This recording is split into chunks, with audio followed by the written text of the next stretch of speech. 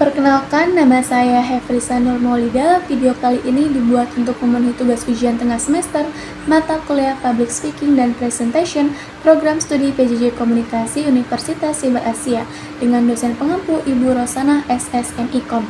Yang pertama, jelaskan perbedaan antara Public Speaking dan Presentation berdasarkan karakteristik dan tujuannya, kemudian berikan contohnya. Menurut Stephen L. Lucas dalam bukunya The Art of Public Speaking, edition 2015 McGraw-Hill's Education, public speaking adalah the process of communicating a message to an audience with the intention to inform, persuade, or entertain. Karakteristik dari public speaking sendiri adalah audiens biasanya lebih besar, fokus pada persuasi, motivasi, atau hiburan. Interaksi emosional lebih kuat sehingga tidak selalu menggunakan media visual. Contohnya adalah pidato motivasi, ceramah, orasi, TED Talk. Menurut Cortland L. Bock dan John V. Thiel dalam Business Communication Today, presentasi adalah a structured communication event designed to transmit specific information using verbal explanation support with visual media, yang memiliki karakteristik presentasi seperti biasanya dalam konteks akademik atau bisnis, kemudian menggunakan data, grafik, tabel, dan slide, berorientasi pada penjelasan informasi yang logis dan terstruktur. Media utamanya adalah PowerPoint, chart, dan diagram. Contohnya adalah presentasi laporan kerja, presentasi penelitian, presentasi proyek dosen. Yang kedua, jelaskan apa yang dimaksud dengan ethos, logos, pathos menurut Aristoteles lengkap dengan contohnya.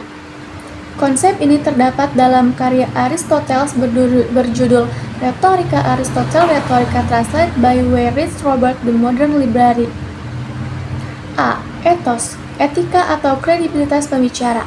Ethos adalah karakter, reputasi, dan kredibilitas pembicara yang membuat audiens percaya. Contohnya yaitu seperti seorang dokter spesialis jantung menjelaskan resiko penyakit jantung berdasarkan pengalaman menangani pasien.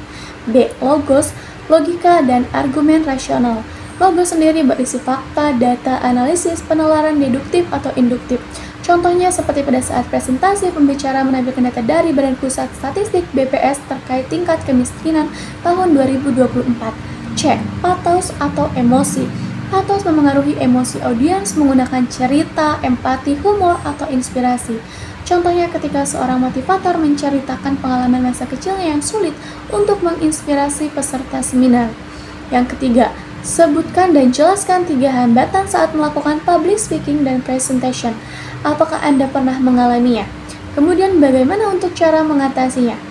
Berdasarkan teori dari Joseph A. DeVito dalam The Interpersonal Communication Book, edition 2013, person. A. Rasa cemas atau communication apprehension. Perasaan takut berbicara di depan umum atau di depan publik. Kemudian bagaimana sih cara untuk mengatasinya? Yang pertama, latihan berulang, kemudian teknik pernapasan, dan yang ketiga, persiapan materi. B. Kurang penguasaan materi. Menjadi penyebab utama ketika berbicara yaitu lupa. Bagaimana cara mengatasi dari lupa tersendiri? Yaitu yang pertama, membuat outline 3 bagian, contohnya pembukaan, isi, penutup. Kedua, melakukan latihan simulasi, dan ketiga, membawa catatan kecil atau cue cards. C. Masalah vokal dan artikulasi. Suara kurang jelas, monoton, atau terlalu cepat. Bagaimana sih cara mengatasinya? Yang pertama yaitu latihan vokal, yaitu seperti mengucapkan huruf vokal A, I, U, E, O. Pernapasan diafragma mengatur tempo bicara. Yang keempat, berikan argumentasi Anda terhadap pernyataan berikut. A. Seorang public speaker harus membuat audiens tertawa. Itu tidaklah benar. Menurut Lucas dalam The Art of Public Speaking, humor hanyalah alat bantu, bukan kewajiban. B. Seorang introvert tidak bisa public speaking adalah salah. Menurut Susan Chen dalam Quiet, The Power of Introvert is a Word That Can't Stop Talking, Penguin Books 2012. Introvert dapat menjadi pembicara hebat karena memiliki kemampuan observasi dan pola pikir mendalam. C. Public speaking itu bakat bawaan sejak lahir, itu adalah salah. Menurut Dale Carnegie dalam buku The Quick and Easy Way to Effective Speaking Pocket Book, public speaking adalah keterampilan yang dapat dipelajari melalui latihan dan juga pengalaman. D. Hanya ekstrovertlah yang bisa tampil dalam public speaking, itu adalah salah. Keberhasilan public speaking tidak bergantung pada kepribadian, tetapi pada persiapan, teknik vokal, dan kemampuan menyusun pesan. Lucas 2015. Saat gugup, menggenggam benda adalah solusi yang terbaik adalah tidaklah benar. Menurut DeVito, menggenggam benda justru dapat mengganggu fokus audiens dan membuat gestur terlihat tidak natural. 5. Analisis video public speaking dan presentation. Anda tinggal mengisi sesuai video pilihan Anda structural analysis berdasarkan teori Stephen L. Lucas dan Joseph DeVito. Alasan memilih tokoh dalam video. Contohnya, saya memilih video TED Talk oleh Simon Sinek karena ia memiliki struktur penyampaian yang kuat, teknik vokal yang baik, dan topiknya relevan dengan komunikasi kepemimpinan.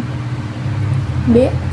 Kategori public speaking dan presentation, formal, semi-formal, atau informal. Jika TED Talk merupakan formal, jika vlog education merupakan sebuah semi-formal, jika konten santai adalah suatu informal. C. Informasi mengenai kegiatan dan tempat berlangsungnya.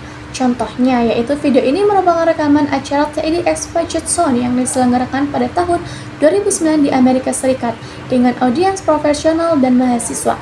D. Aspek komunikasi verbal dan juga non-verbal. Contohnya, verbal, diksi yang jelas, struktur bahasa logis, variasi intonasi, penggunaan contoh dan analogi. Sementara untuk non-verbal, kontak mata seperti ekspresi wajah, gerakan tangan, postur tubuh, cara berdiri di panggung. Yang E. Aspek performance dalam video, pembukaan yang menarik, transisi antara bagian halus, penutupan yang kuat, penguasaan panggung yang juga stabil. F. Teknik mengolah suara atau artikulasi dan juga intonasi. Diambil dari konsep vokal Lucas dalam The Art of Public Speaking, artikulasi jelas, penekanan kata penting, variasi nada untuk menghindari kebosanan, tempo bicara stabil, volume disesuaikan. G.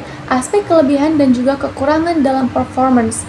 Yang pertama, kelebihan, penguasaan materi kuat, struktur jelas, bahasa tubuh natural, audiens terlibat. Yang kedua adalah kekurangan, beberapa bagian terlalu cepat, penggunaan humor kurang efektif, slide terlalu padat. Sekian dan terima kasih dari saya.